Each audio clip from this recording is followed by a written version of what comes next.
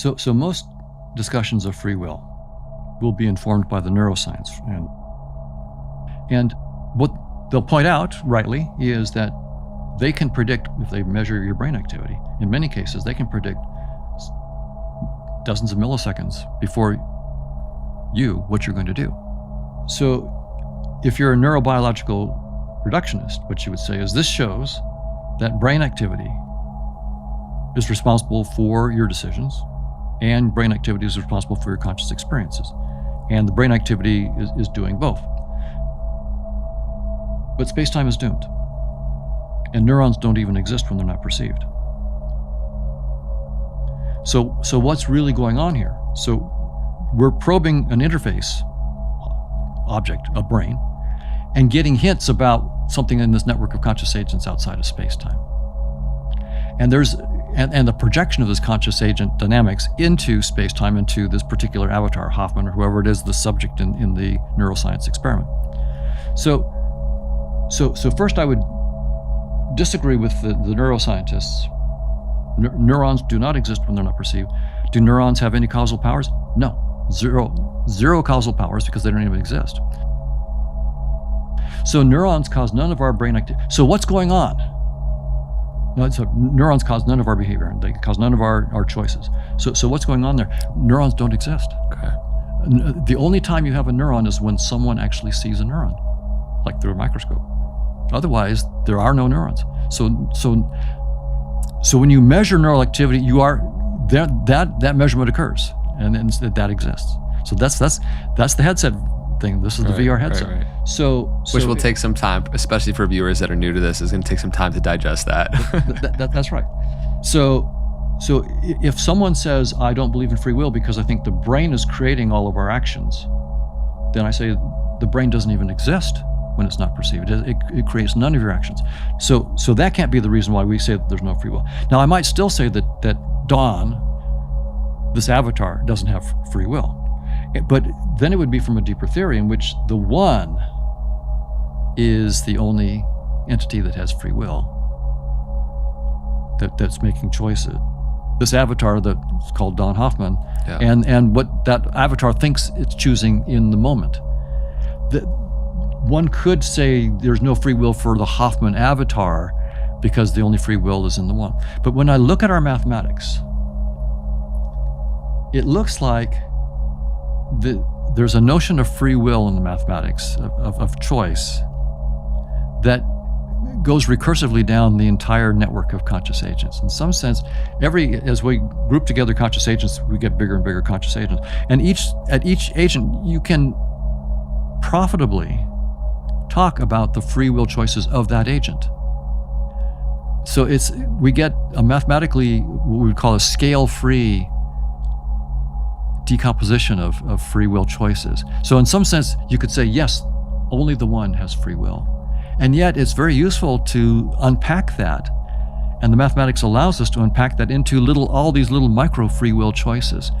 And from my point of view, maybe they're just as real as the one, and maybe the distinction between is trying to distinguish between them is a mistake.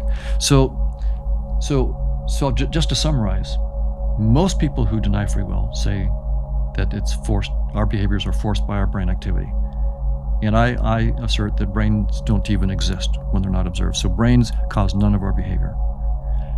And by the way, I'm all for more research for neuroscience. I think that neuroscience is much harder than we thought, and we need more funding for neuroscience because neurons and brains and so forth, we thought that was the reality that's driving everything. It's a thin veneer. What we can see in our microscopes of, literally, 86 billion neurons, trillions of synapses in the human brain. As complicated as that is, that's a tiny, thin veneer in our VR headset of a much deeper and more complex, I think, Markovian dynamics. We have to reverse engineer the neural networks to get the much deeper, more complicated Markovian networks of conscious agents that are behind them. So more funding for neuroscience, not less. But I then also say neurons don't even exist when they're not perceived, and they cause none of our behaviors. So you can see when you go down this rabbit hole, everything changes. You have to rethink everything. And that's why it's been a real shock to the system. I mean, Yeah. real shock in the last, but hey, that's part of the fun of the ride. Yeah, it's part of being the pursuit of truth. It's just so interesting to think. I guess there's just no way in our limited intellect that we're going to be able to perceive how the one could have free will. Because the way that we perceive choice is like, okay, we have these options and I'm going to choose this way. But the higher intelligence of like the collective consciousness, I'm just curious how you perceive choice being made at that level. Or could you even come up with a thought around that? Well, a couple things. First, in our mathematical models, where we have probability measures, that's where we come up against the limits of our theory. And when we see, so I might come to a choice point in a piece of software, and I can either go here or there, and there's some probability of going there.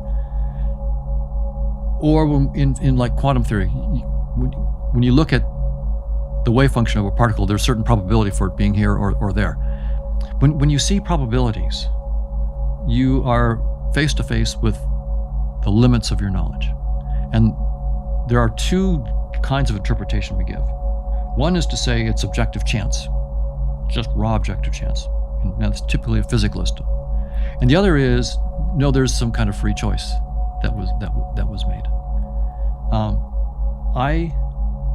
In the case of consciousness, so in my model there are probabilities, and so that's where my model stops. In some sense, that wherever you see a probability, that's where you know your model is saying, I give up.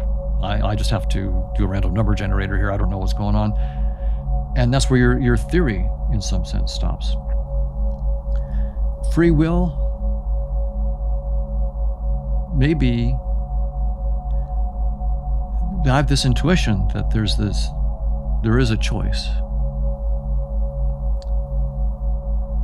But the other part of the question was, how can I really understand that? And I think you can't understand it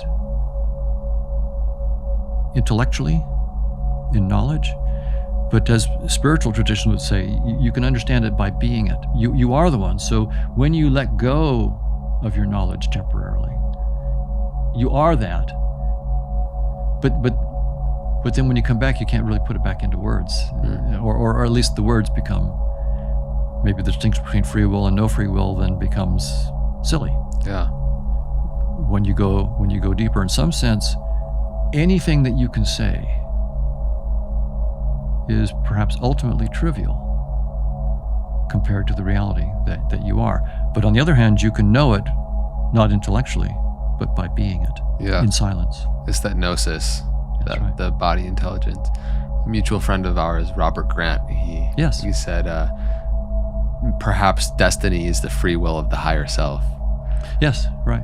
Which is an interesting thought experiment. Yes. I'm curious how you perceive relationships in this VR headset. We come into